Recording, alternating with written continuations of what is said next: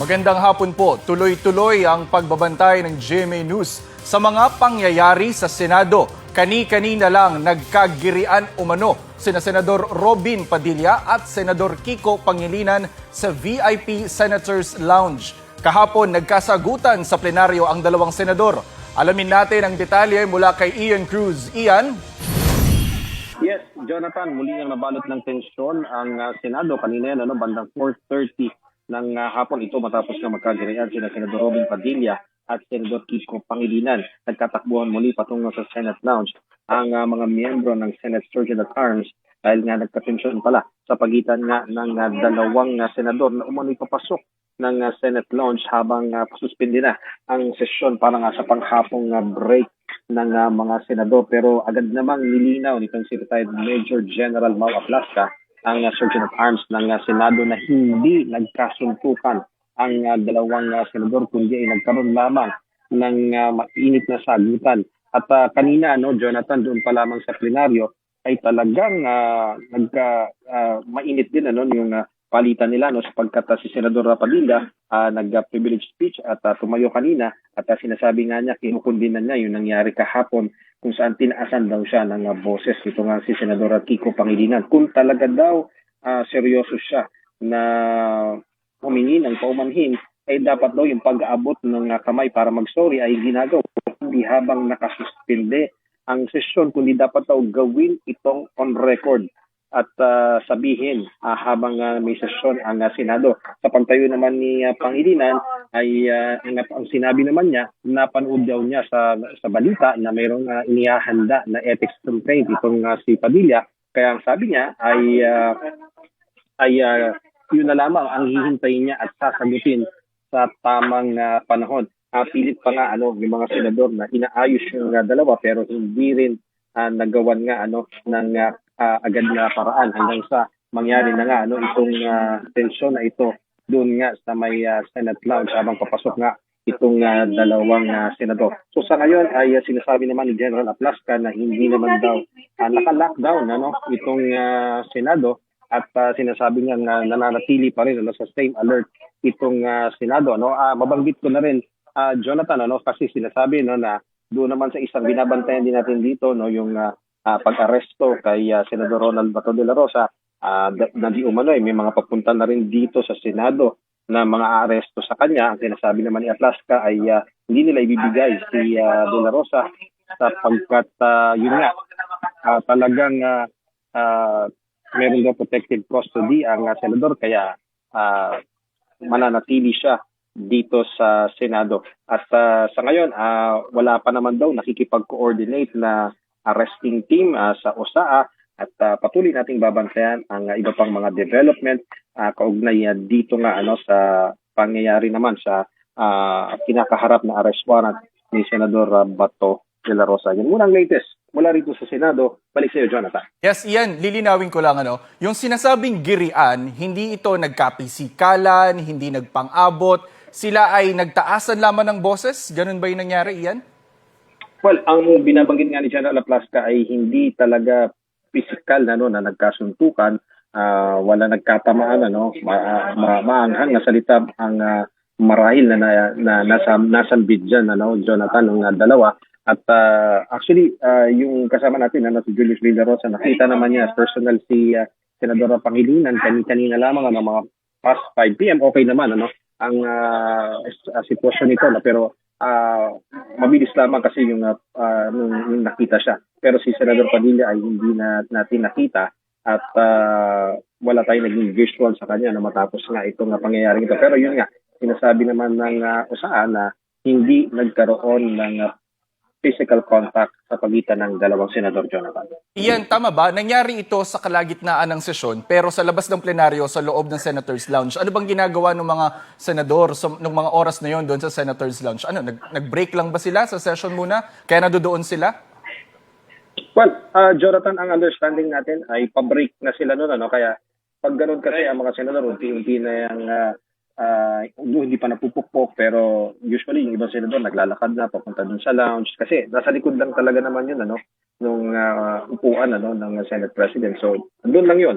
at saglit lamang nilang nilalakad. So, nung papunta na nga doon, yung dalawa, sinasabi na nagkasabay sila doon, and then, yun na, nagkaroon ulit na nasalitaan. Dahil nga mataas pa talaga, Jonathan, yung tension, dahil makikita mo nga, nung nagpalitan sila ng kuro-kuro doon sa plenaryo, makikita mo na talaga walang may gusto pang magbigay sa kanilang panig doon nga sa nangyari kahapon, Jonathan. Yan, ano ang sabi ni Retired General Mau Aplaska?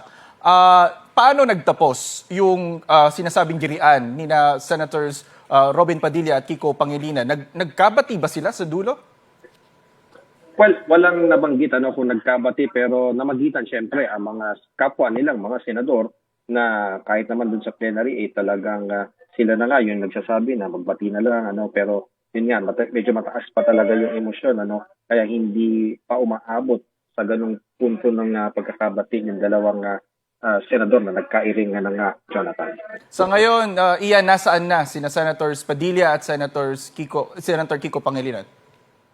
Well, as I've said earlier, si Senator Pangilinan nakita ng kasama natin na doon sa lumabas siya doon sa lounge, and si Senator Robby naman ay hindi nakita, and then pinalis na ang lahat ng mga tao doon. So walang naging visual sa kanya, pero nung nakita naman si Senator Pangilinan, maayos naman ang kalagayan nito, okay naman, at nakakaway pa nga ito doon sa ilan niya mga staff, Jonathan.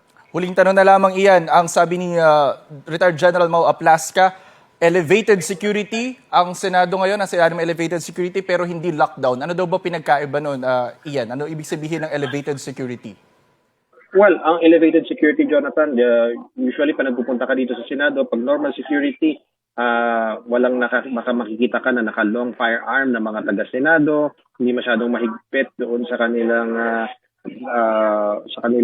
gate, kung saan lahat ng mga sasakyan ay pinapapasok. Pero ngayon iba, talagang sala ang nakakapasok, sala ang mga nakakapasok ng mga sasakyan, naka-long firearm ang mga elemento ng SAA, at syempre ang kanilang mga tauhan ay pag-gala-gala kung saan-saan para malaman nila at manmanan kung ano man ang nangyayari sa loob at labas nitong Senado, dahil syempre may tension din sa labas, may mga nagrarally dyan na mga sumusuporta kay Senador Bato de la Rosa, meron naman din hindi sumusuporta sa kanya, kaya patuloy ang ginagawa nilang mataas na alerto para hindi naman malagay sa alanganin ang seguridad ng Senado na may sesyon ngayong araw na ito, Jonathan. Alright, maraming salamat sa iyo, Ian Cruz. Makibalita naman tayo kay Marisol Abduraman na nasa Senado rin. Marisol, ano nangyayari dyan sa lokasyon ninyo? Well, Jonathan, inaantabayanan nga natin. Ito ay matapos ng pumutok din dito, ang impormasyon na anytime ay mapapunta na naman na arresting team para mag-arrest dito kay Senator Bato de la Rosa. Ito ay kasunod na doon sa balita na inaabangan din natin ang kanilang motion, ang kanilang urgent motion na inihain sa Korte Suprema. Earlier, nakausap natin ang kanyang abogado, si Atty. Torion, at sabi niya, kinumpirma niya na merong nga raw nakarating sa kanya na impormasyon na alam na raw nila yung ruling. Pero nung tanungin natin kung ano ang ruling ngayon, ay hindi na siya nagbigay sa atin ng detalye dahil hindi pa naman daw nila natatanggap ang opisyal na desisyon. Nung tanungin natin kung ito ba ay positive for Senator Bato, sabi niya lagi naman daw silang positive. So hindi pa muna siya nagbigay na ng detalye unless and until makuha daw nila ang ito nga yung official copy nga ng urgent motion nila. Dito nga ang pagkakaalam natin, Jonathan, ito nga yung tangkang pagpigil na doon sa pag-aresto kay Senator Bato de la Rosa, Jonathan. Tama, Marisol, ang hinihiling ni Senator Bato de la Rosa sa Supreme Court, TRO, para hindi siya arestuhin ng ICC.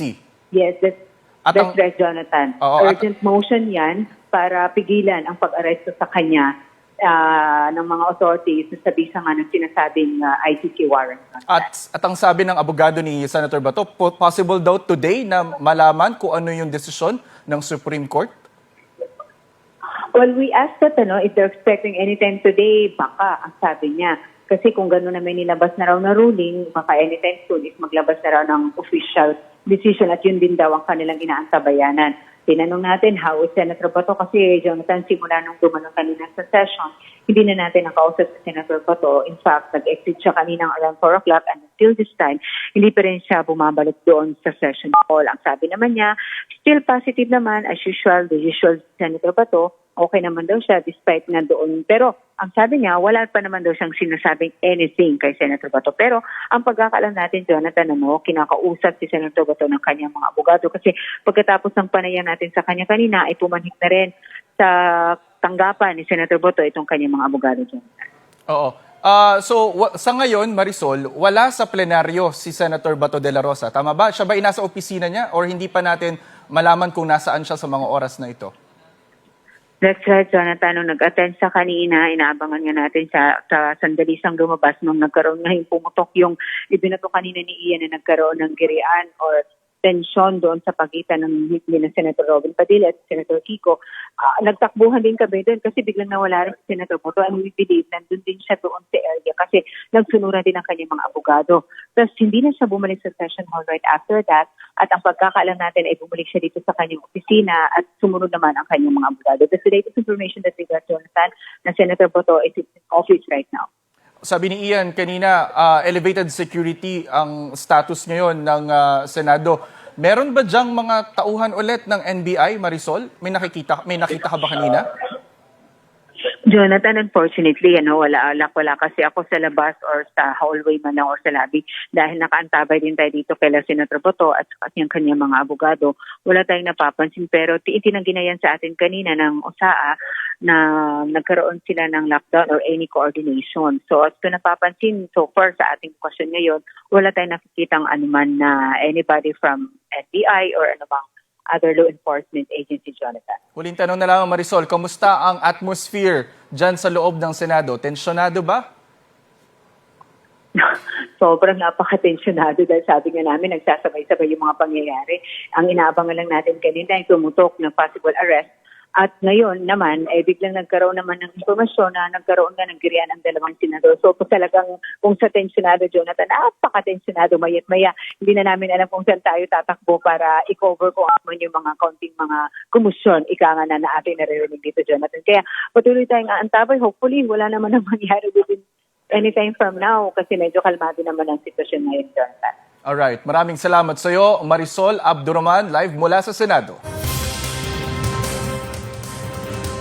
Inamin po ni Senate President Alan Peter Cayetano na sa sasakyan niya sumakay si Senador Bato de la Rosa noong araw na nagbalik Senado siya noong Lunes. Sinabi yan ni Cayetano sa isang press conference kaninang hapon. Sa plenary session, itinanggi ng kapatid ng Senate President na si Senadora Pia Cayetano na may alam siya sa pagbabalik Senado ni de la Rosa. Bilang reaksyon niyan sa sinabi ni Senator Ping Lacson na tanging ang magkapatid na Cayetano lang umano ang nakakaalam sa paglutang ni De La Rosa at sa sasakyan ni Senadora Pia sumakay umano si De La Rosa. Itinanggi rin niya ni Senadora Pia. Humingi ng dispensa si Lacson dahil dito. Dahil sa pagbabalik Senado ni De La Rosa noong Lunes na kumpleto ang 13 boto para mailuklok si Senador Alan Cayetano bilang Senate President. So kanina po ay ang naibalita namin sa pamamagitan ni Ian Cruz ay nagkaroon ng girian sa loob po ng Senado. Pero ang sinasabi ay hindi naman po yan pisikalan na girian kundi mukhang nagkataasan lamang ng boses. Hindi pa natin sigurado kung paano ba nagtapos yung sinasabing girian sa pagitan ni Senators Robin Padilla at Kiko Pangilinan. Kasi kung maaalala nyo kahapon, nagkaroon din ng problema or ng hindi naman kumasyon, tensyon doon sa loob ng plenaryo ng ireklamo ni Senator Robin Padilla na sinigawan daw siya ni Senator Kiko Pangilinan at ang sabi niya magsasampa siya ng ethics complaint laban kay Senador Kiko Pangilinan. At ang sabi naman sagot dyan ni Senator Kiko Pangilinan sa harapin niya yung sasampang reklamo ni Senator Robin Padilla. Ang sinasabi po ngayon ng Senado, elevated security ang alert level nila. Ang alert status doon, hindi daw yan lockdown. Pero ang sabi nga ni Ian Cruz kanina, ibig sabihin ng elevated security, mas matindi po yung ginagawang seguridad doon sa loob ng Senado. Kasi kami dyan, kami mga reporters, kapag papasok dyan sa Senado, basic lang yung ginagawang security check ng security. Ipapibigay yung ID namin, padadaanin sa X-ray machine yung aming mga gamit, and then tapos na, isusulat lang, maglalag lang kami sa logbook kung saan kami pupunta. Pero ngayon mukhang mas matindi pa doon yung ginagawa nilang security. At ang sabi nga ni Marisol Abdo naman kanina, medyo tensyonado. Hindi, actually medyo talagang tensyonado ngayon sa loob ng Senado dahil nga bukod dito sa girian ni na Senator Robin Padilla at Kiko Pangilinan, inaantabayanan din naman yung sinasabing posible daw na pag-aresto kay Senator Bato de la Rosa dahil ang sabi ng kanyang abogado, meron na raw desisyon ang Supreme Court sa inihain na motion ni Senator Bato na TRO o Temporary Restraining Order tungkol doon sa ICC arrest warrant. Hindi lang natin masiguro pa ngayon, inaabangan din niya ng mga nasa Justice Beat sa Supreme Court kung ano yung desisyon ng SC. Pabor ba kay Senator Bato? Ginrant ba yung kanyang TRO o dininay? Yun ang aabangan natin maya-maya lamang.